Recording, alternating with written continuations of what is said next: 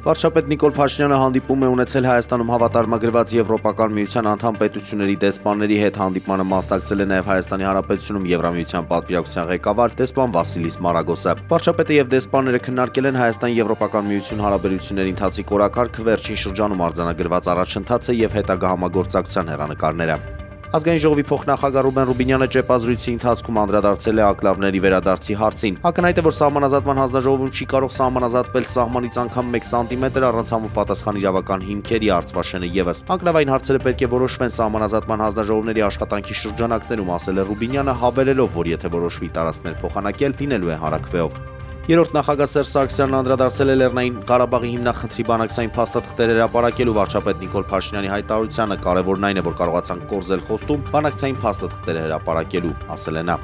Քննչական կոմիտեի զինվորական քննչական գլխավոր վարչությունում ավարտվել է զինված ուժերի նախկին գլխավոր շտաբի պետի առաջին տեղակալ Արշակ Կարապետյանի կողմից իշխանությունը չարաշահելու դեպքի առթիվ նախաձեռնված քրեական վարույթի նախաքննությունը։ Նրան մեղադրանքի առաջադրվել մարտական դիրքերը թողնելու բանավոր հրաման տալու համար։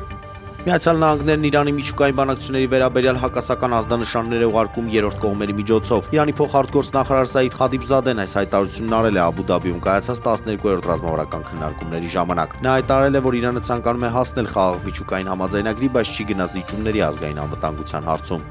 Բարսելոնայի վինգեր Լամին Յամալը վնասվածքի պատճառով բաց կթողնի աշխարհի 2026 թվականի առաջնության ընտրական փուլի Իսպանիայի հավաքականի հանդիպումները Վրաստանի եւ Թուրքիայի դեմ։ Ի սկզբանե ֆուտբոլիստը հայտարարված է եղել իսպանական թիմի կազմում։